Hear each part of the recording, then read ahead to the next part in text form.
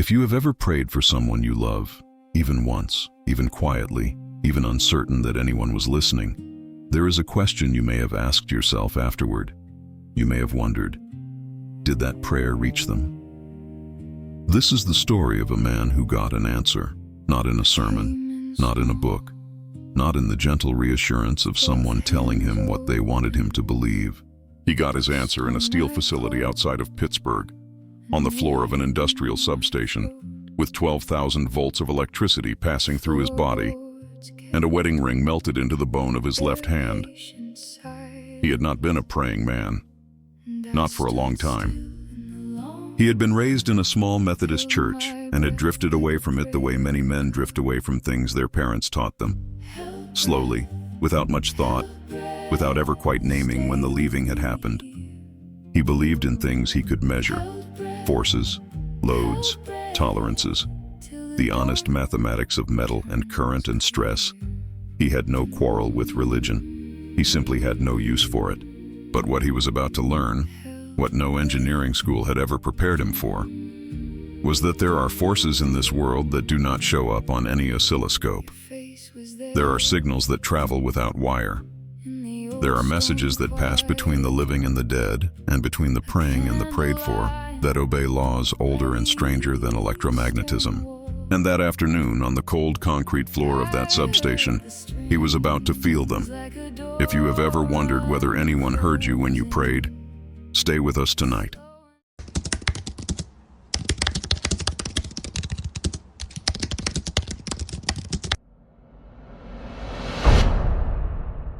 His name does not matter as much as his trade. He had been a mechanical engineer for 26 years by the afternoon this happened. 26 years of pressure ratings and stress curves and load calculations. 26 years of standing in front of clients and explaining, with the patient clarity that engineers reserve for people who have not done the math, why something would or would not work. He was good at his job. He had been promoted 3 times. He had a corner office in a small steel design firm in western Pennsylvania, and a wife named Margaret, and 2 grown daughters in Pittsburgh, and a Labrador retriever named Lou, who was getting old. He had a quiet life. He had earned it. What he no longer had, and what he had not had for almost 30 years, was a faith. It had not left him with any particular drama. There had been no crisis, no scandal, no moment of intellectual rebellion. It had simply faded the way a radio signal fades when you drive too far from the station. One Sunday in his 20s, he had stopped going to church, and the next Sunday he had not gone either, and after a while the church had stopped sending him reminders. Margaret still went every other Sunday to the small Lutheran congregation on the north side of their town. She did not press him to come with her. She did not ask him about prayer. She did not in his hearing complain about his absence to anyone. He had loved her for that, among many other things, for 31 years. The afternoon this happened was a Tuesday in March. He had been called out to a steel mill substation in a small industrial town an hour and a half from his office. There was a problem with a transformer that the on-site engineering team had been unable to diagnose. They had been losing power intermittently for 3 weeks. They had ruled out everything obvious. They needed someone with 30 years of experience to come stand in front of the equipment and tell them what they were missing. He had driven out alone in his company truck. He had eaten lunch at a diner along the way. Meatloaf, corn, a slice of apple pie that was better than it had any right to be. He had paid cash and tipped well and gotten back on the road. He had thought on the drive about Lou. The Labrador had been slowing down. He was 12 years old, which was old for a Labrador, and Margaret had said, the night before, that they should think about whether it was time. He had not wanted to think about it. He had finished his coffee and gone to bed early. He had arrived at the substation just after 1 in the afternoon. The site engineer was a younger man named Carl, somewhere in his 30s, with the slightly nervous demeanor of someone who had been over his head for several days. Carl had walked him through the symptoms, the intermittent voltage drops, the strange harmonic readings, the transformer that should not be doing what it was doing. He had asked the right questions. He had listened to the answers. He had taken his time, the way 30 years of experience teaches you to take your time, and then he had said, "Let me look at the bank." The transformer bank was housed in a fenced enclosure behind the main building, accessed through a steel door with a triple redundant lockout system. Carl had let him in and locked the gate behind them and walked with him toward the bank itself. The lockout procedure was clear. The de-energization sequence was clear. The protocols had been followed correctly, by every measure he could verify, for everything that was within reach. But there was one thing he could not verify from where he stood. He could not verify, with absolute certainty, that the secondary bus had been disconnected upstream. He could have asked Carl. He should have asked Carl. 30 years of standing in front of equipment had taught him to ask every time, no matter how confident he was, no matter how routine the situation. But he was confident. The lockout sequence had been clean. The protocols had been followed. He had seen, with his own eyes, the disconnect at the upstream switch. He stepped forward to make a measurement. He reached his left hand toward the secondary terminal. The metal of his wedding ring, which he had worn for 31 years, made contact with the terminal at the exact moment that an upstream protective relay, 16 miles away, restored power to the bus he had assumed was dead. The current that passed through his body in the next 0.2 of a second was approximately 12,000 volts.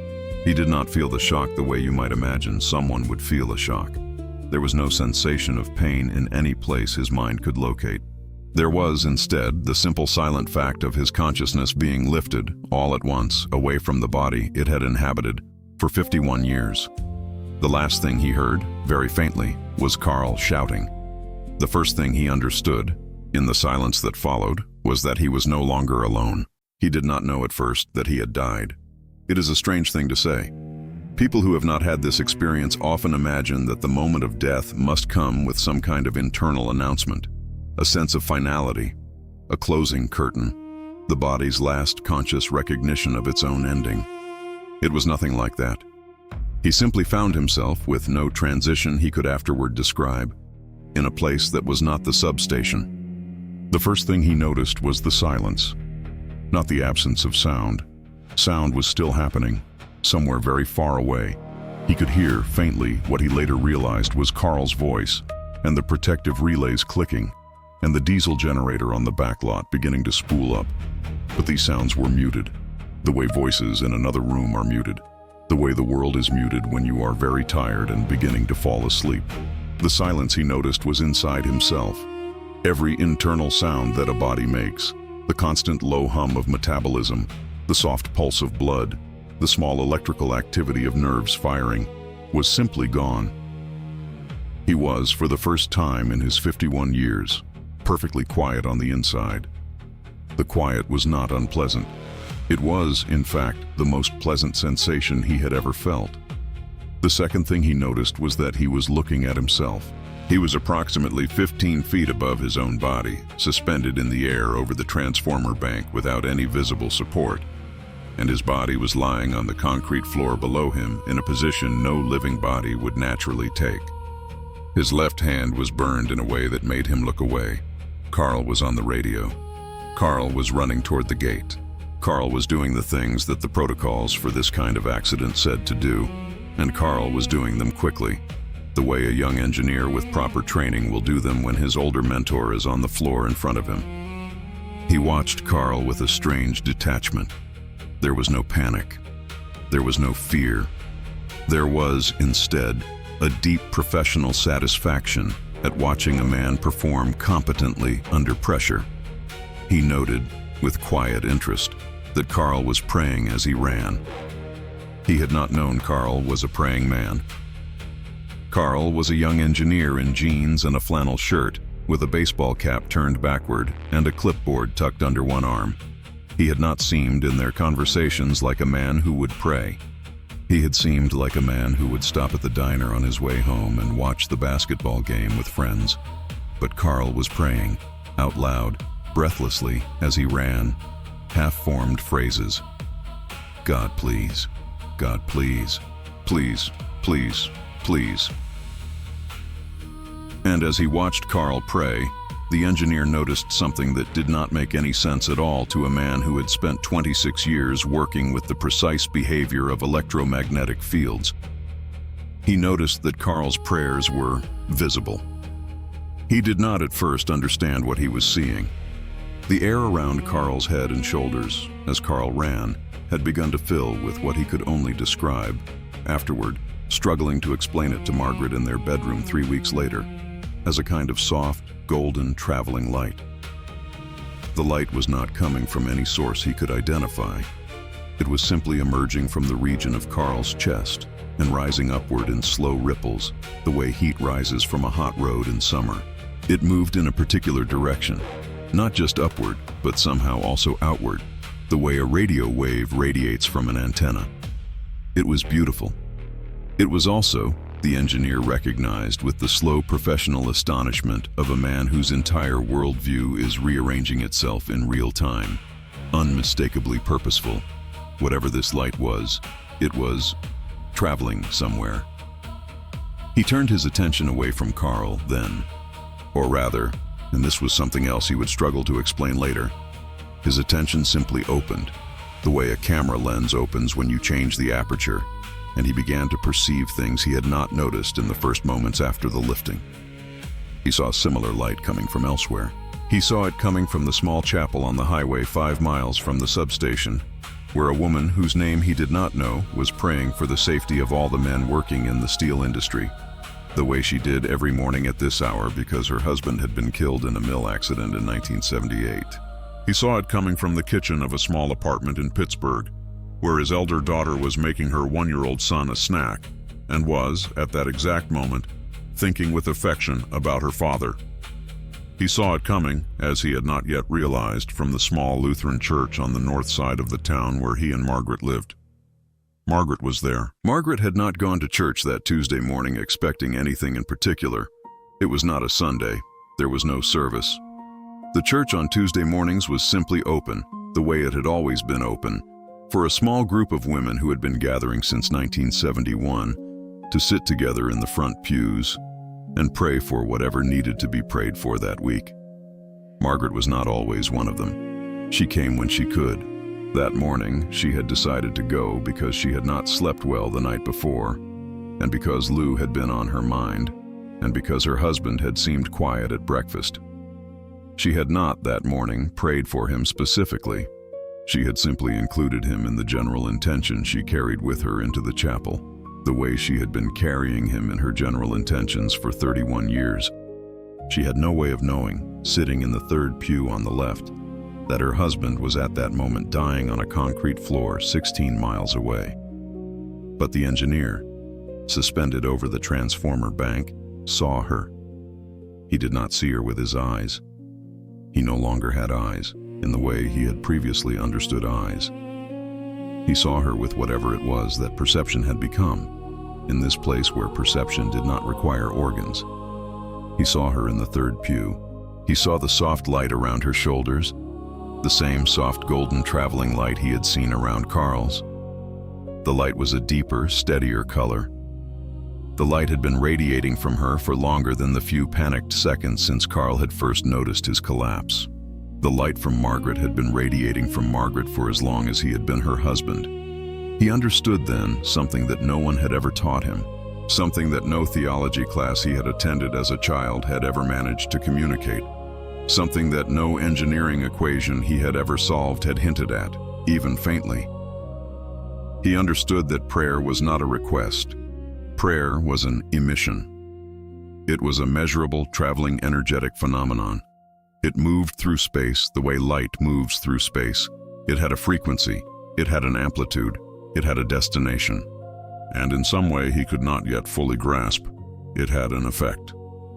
He saw the light from Margaret traveling through the air of the chapel, through the wood of the chapel walls, through the cold air of the Pennsylvania morning, across 16 miles of farmland and highway, and arriving at the exact spot where his body lay on the concrete floor of the substation. It was arriving in a continuous stream, not a single message, not a single prayer.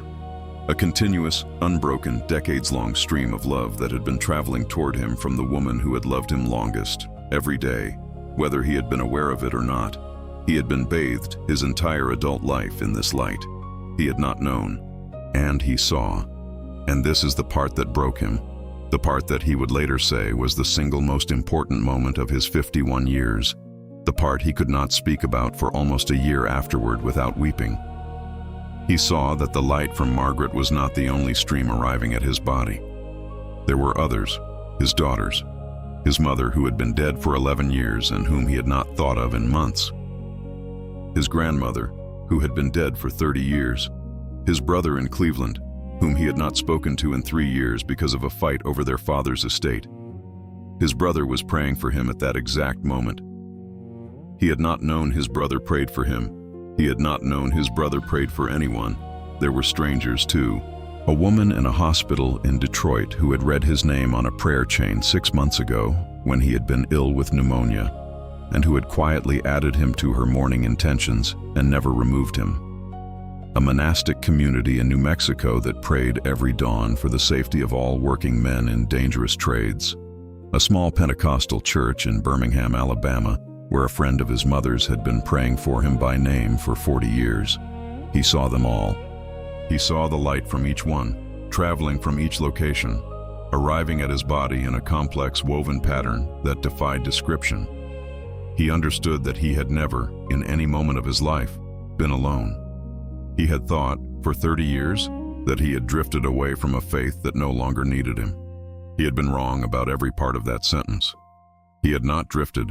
The faith had not been a thing he could leave, and he had been needed by people he did not know, in places he had never been, for reasons he had never imagined, every single day, his entire life.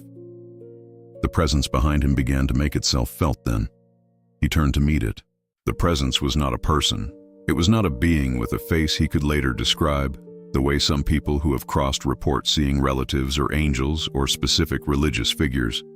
It was something more ancient, more impersonal, and at the same time more intimate than any individual presence could have been. It was, he would later try to explain, the source from which the light had come. It was the place where all the streams converged. It was the place that had been listening, for 51 years, to every prayer that had ever been said for him by anyone. He understood in the moment of meeting it that he had questions. He did not have to ask them. The presence already knew them.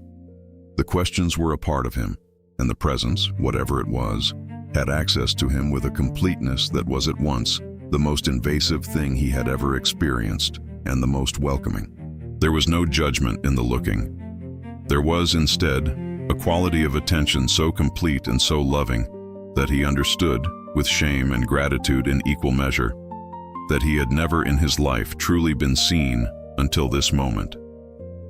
He asked the question he had been asking, without knowing he was asking it, since he was 19 years old. Does any of this matter? The question was not an accusation. It was not a complaint. It was the long, quiet question that had lived underneath every honest moment of his adult life. The question he had asked in different forms, when his father had died, when his daughters had been born, when his mother had become ill, when he had stood alone in his garage at 3 in the morning the year he had turned 40. Does any of this matter? The answer that came was not in words. The answer that came was the entire sky around him filling, suddenly and overwhelmingly, with the light he had seen coming from Margaret and Carl and his daughters and his grandmother and the monastic community and the strangers in cities he would never visit. The light was not a metaphor. The light was the answer. Every act of love that had ever been performed by anyone for anyone, he understood now, created this light. Every prayer, every kindness, every moment of attention given to another person without expectation of return. Every quiet thought sent toward someone you loved as you stood at the kitchen sink, doing dishes. All of it. Not a single act of love had ever been wasted. Not a single prayer had ever gone unheard. Not a single kindness had ever failed to register, somewhere, in the great traveling architecture of light that connected every conscious being to every other conscious being, across distances of space and time that he, with his engineering degrees and his decades of experience, could not begin to measure. It mattered. It all mattered. It mattered more than anything else mattered. He wept, or what he had become in this place, performed the equivalent of weeping, a kind of grateful releasing of something that had been held too tightly for too long.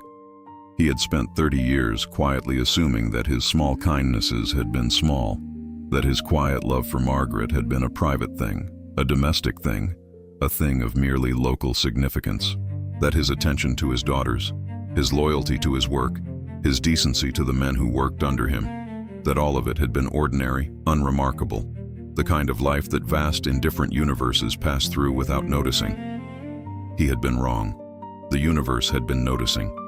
The universe, in fact, had been participating.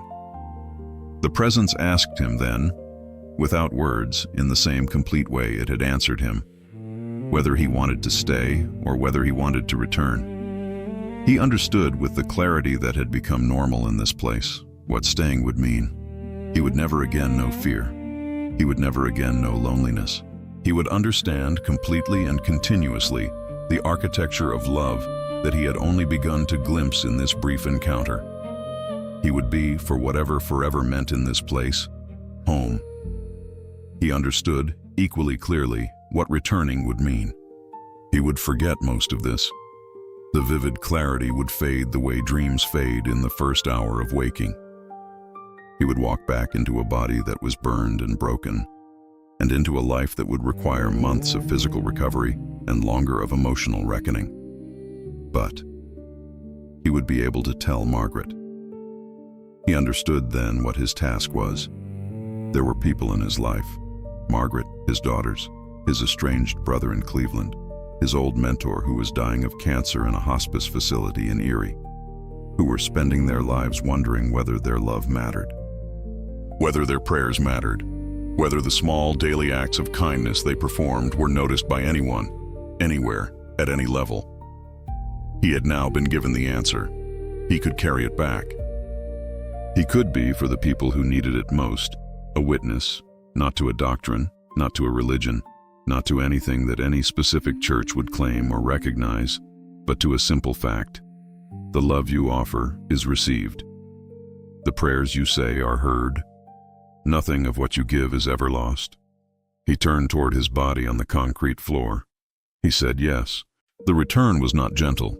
He felt himself drawn back toward the body the way a magnet draws iron, and the moment of re-entry was the most painful sensation he had ever experienced, not because the body itself was in pain, although it was, but because the forgetting had begun. He could feel the great architecture of light beginning to fade from his perception. He could feel the presence behind him receding. He could feel the certainty of the love he had just witnessed thinning, the way fog thins in morning sun. He fought to hold it. He held what he could.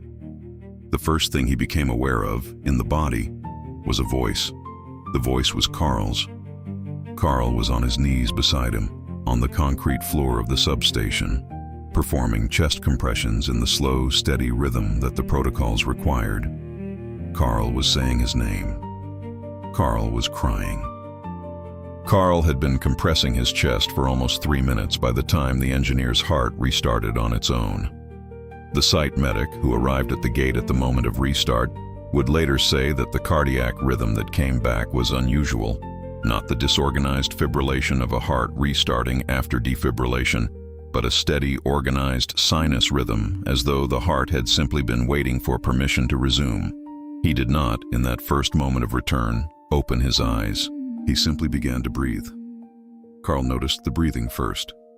Carl stopped the compressions.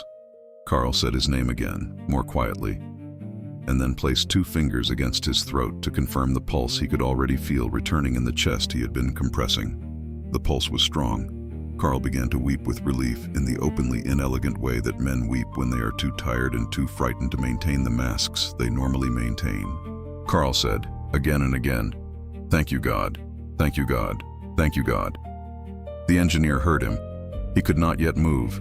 He could not yet open his eyes, but he could hear, and what he heard, Carl praying, in the moments just after his return, was the same voice he had heard from above, in the moments just before. He understood that Carl's prayer had been one of the things that brought him back. The medical team arrived 4 minutes later. They were surprised by what they found. They had been expecting, based on Carl's radio call, to be performing the kind of triage that medical teams perform when there is very little hope. They were not prepared to find a man whose heart had been stopped for more than 3 minutes, but who was now breathing on his own with a steady pulse and whose pupils were responsive to light. They worked carefully. They did not allow themselves to relax until he was loaded into the ambulance, and the ambulance was on its way to the trauma center 45 minutes away. He did not regain consciousness, in the ordinary sense of the word, until he was in the trauma center the next morning. But he had been conscious the entire time. He had been listening. When he woke up the next morning, Margaret was sitting beside his hospital bed. She had been called by the company at 4 o'clock the previous afternoon. She had driven the 45 minutes to the trauma center alone, because the daughters had not yet arrived, and she had been sitting in the chair beside his bed since 7 that evening. She had not slept. She had been praying. She had been praying the way she prayed at the chapel on Tuesday mornings, quietly, without fanfare, the way she had been praying for him for 31 years, without ever telling him she was doing it. He saw her the moment he opened his eyes. He saw the soft golden traveling light still moving from her chest toward him, the way it had been moving from her chest toward him every day of their marriage. He could not see it as clearly as he had been able to see it in the substation. The clarity was already fading, the way the presence had warned him it would, but he could still see it. He would still be able to see it faintly, every day for the rest of his life. He took her hand. His left hand was bandaged, the wedding ring long since cut away by surgical scissors, 3 of his fingers swollen and useless under the gauze. He used his right hand instead. He said her name. He said, "I have something to tell you." He did not tell her that morning the whole story. The whole story would take 3 years to fully emerge. In conversations on long evening walks, in the small comments he would make at unexpected moments, in the way he would sometimes weep without warning when their grandchildren said grace at the dinner table. But that morning in the trauma center, with the early light of a Pennsylvania March coming through the half-closed blinds, he told her one thing. He said, "Margaret, I saw what your prayers look like." And he wept. He never went back to engineering. The injury to his left hand had been severe enough that he could not use it the way the work required. He had retired 3 months later, with full disability, at the age of 51. He had not, in those 3 months, told anyone outside of Margaret what had happened on the floor of the substation. He was not sure how to begin. The first person he told, after Margaret, was his estranged brother in Cleveland. He drove to Cleveland on a Saturday in June. He had not seen his brother in 3 years. The fight over their father's estate had not been particularly large or particularly bitter, but it had been the kind of small wound that quietly festers when neither party is willing to apologize first. He had decided, after his return, that he was no longer the kind of man who let small wounds fester. He had called his brother and asked if he could come. His brother, surprised, had said yes. They sat in his brother's small back garden with a pitcher of iced tea between them, and the engineer told his brother about the prayers. Specifically, he told his brother that he had seen his brother praying for him on the afternoon of the accident. He told his brother that he had not known. He told his brother that he was sorry he had not known. He told his brother that the light from Cleveland had reached him on a concrete floor in Pennsylvania, and that nothing his brother had ever sent him in love had been wasted. His brother wept. They reconciled that afternoon. They had remained close every year that followed. The next person he told was his old mentor in Erie. His mentor, a man named David, who had taught him most of what he knew about engineering and who was now 78 years old and dying of pancreatic cancer in a hospice facility, was a lifelong agnostic who had occasionally, in their long evenings together over the years, gently mocked the engineer's family for their church-going habits. The engineer drove to Erie alone and sat by his mentor's bed and told him. He did not soften it. He did not apologize for it. He told his mentor exactly what he had seen. His mentor listened in silence. When the engineer was finished, his mentor was quiet for a long time. Then his mentor said, "I am dying, and what you have just told me has made me less afraid." His mentor died 3 weeks later. The engineer was at the bedside. In the hour before his mentor died, his mentor opened his eyes one last time and looked at him and said, in a voice that was almost too quiet to hear, "I think I see them now." The engineer told the story after that to anyone who needed to hear it. He did not become a preacher. He did not join a church. He did not develop a theology. He simply learned to recognize the look in someone's eyes, the look of a person who was wondering, without quite naming it, whether anyone was listening to their prayers, whether anyone was noticing their kindnesses, whether their small acts of love had ever amounted to anything in the great and different machinery of the world. When he saw that look, he would tell them. He would tell them what he had seen. He told it simply. He told it without insisting they believe him. He told it the way a man tells the truth. This is what I saw. This is what it meant. You can do with it what you want. People listened. People wept. People, and this surprised him most of all, changed. His daughters would say, in the years that followed, that the father they had after the substation was a different man than the father they had before. He was quieter. He was more attentive. He laughed less and smiled more. He had, somehow, become the kind of man who saw things. He saw the light around the people he loved. He saw it, faintly, every day. He never stopped being grateful that he had been allowed to come back and tell them. Think about that for a moment. A man who had spent 30 years quietly assuming that his prayers, and the prayers said for him, were just words sent into a vast, indifferent silence. A man who discovered, in the most violent moment of his life, that none of it had been silence, that all of it had been heard, that every kindness anyone had ever extended to him had registered, somewhere, in a great architecture of light he had not been able to see. So here's the question worth sitting with tonight. If you knew, truly knew, that every prayer you have ever said for someone you love had been heard, that every quiet kindness you've ever extended had been received, that not one moment of love you've offered to this world had ever been wasted, how would that change the way you walk through tomorrow? If you have ever prayed for someone and wondered whether anyone heard you, share it in the comments below. Tell us their name. Tell us what you asked for them. We read everyone. Stories shared here find the people who need them most. If this story brought you something tonight, comfort, hope, the smallest reminder that your love has not gone unnoticed, take a moment to like this video. It's a small gesture, but it tells the algorithm to bring stories like this to others who are searching for them. Someone out there is carrying the same quiet question tonight, and this might gently meet them. And if you want to walk this road with us, if you want more stories told the way this one was told, with reverence and care, subscribe to the channel and ring the bell so you don't miss the next one. We post a new story every other day. Each one is rooted in a real account, told in the spirit of the soul who lived it. Until then, be the light. Some lanterns are meant to be passed,